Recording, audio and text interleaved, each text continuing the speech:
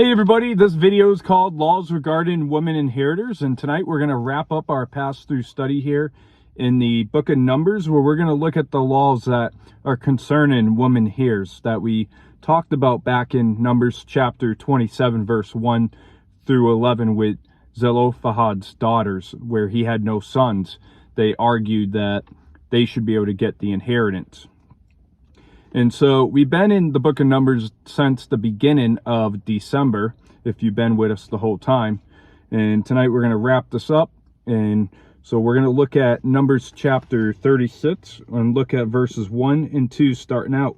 It says, "Now the chief fathers of the families of the children of Jalad, the son of Machir, the son of Manasseh, of the families of the sons of Joseph, came near and spoke before Moses and before the leaders, the chief fathers of the children of Israel. And they said, The Lord commanded my Lord Moses to give the land as an inheritance by lot to the children of Israel.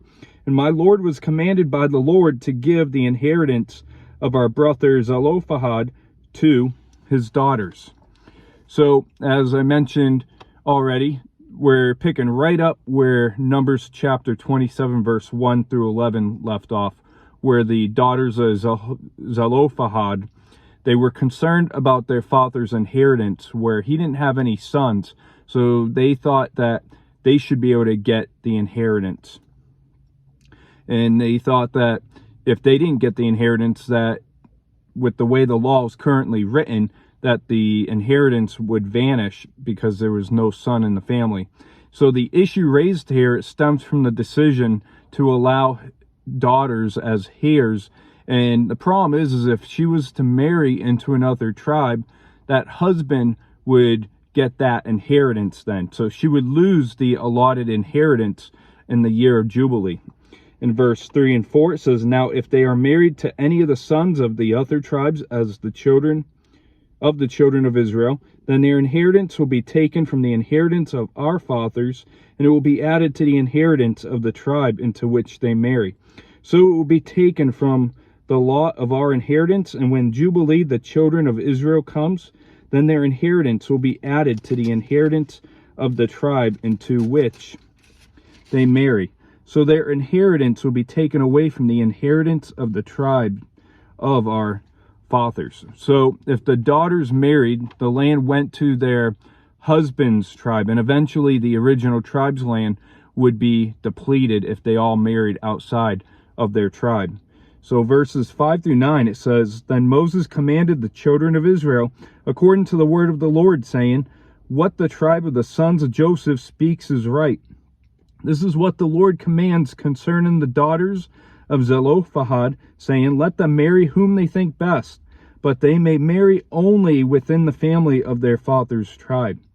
So the inheritance of the children of Israel shall not change hands from tribe to tribe, for every one of the children of Israel shall keep the inheritance of the tribe of his fathers. And every daughter who possesses an inheritance in any tribe of the children of Israel shall be the wife of one of the family of her father's tribe, so that the children of Israel each may possess the inheritance of his fathers.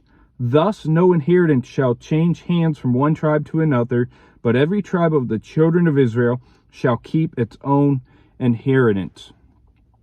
So a daughter was commanded at this point to marry within the tribe, and they were large enough to not cause a burden to make this happen.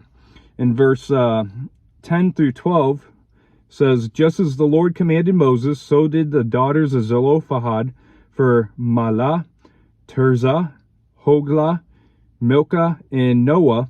The daughters of Zelophehad were married to the sons of their father's brothers. They were married into the families of the children of Manasseh, the son of Joseph, and their inheritance remained in the tribe of their father's family."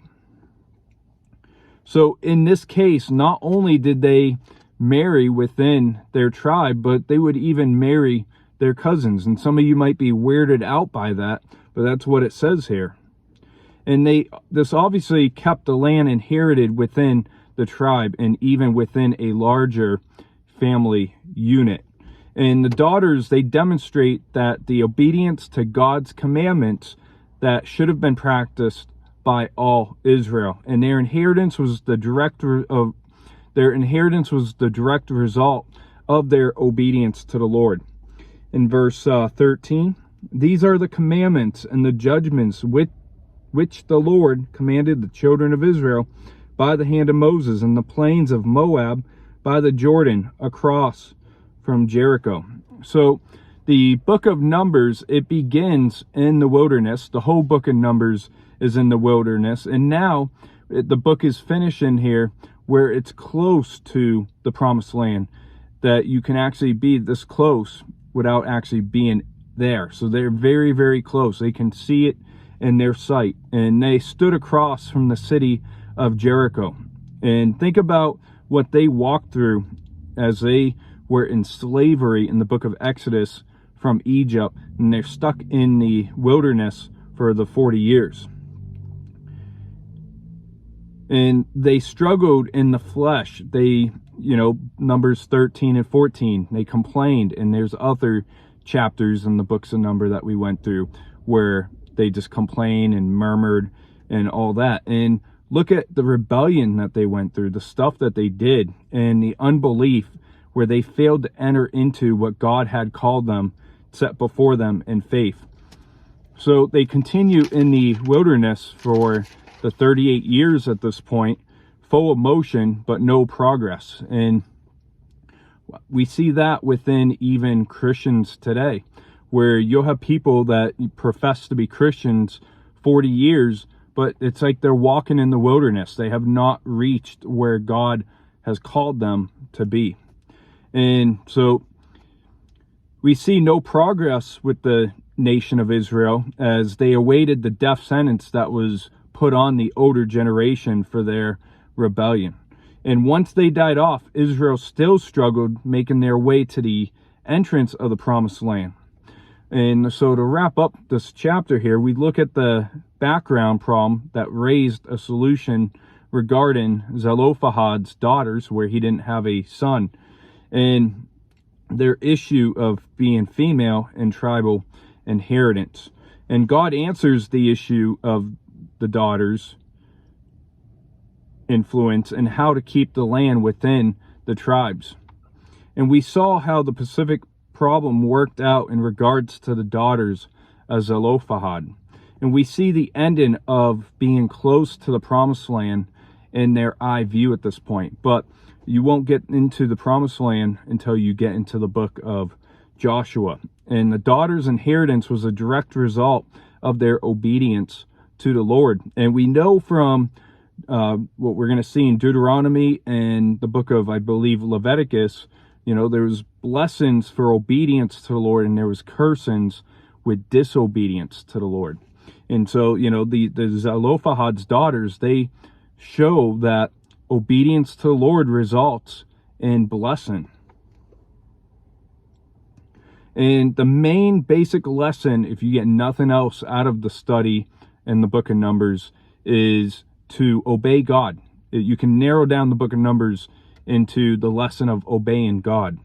And sin and unbelief, it brings God's judgment, but God restores after repentance. And that's something else that you should get out of the book of Numbers.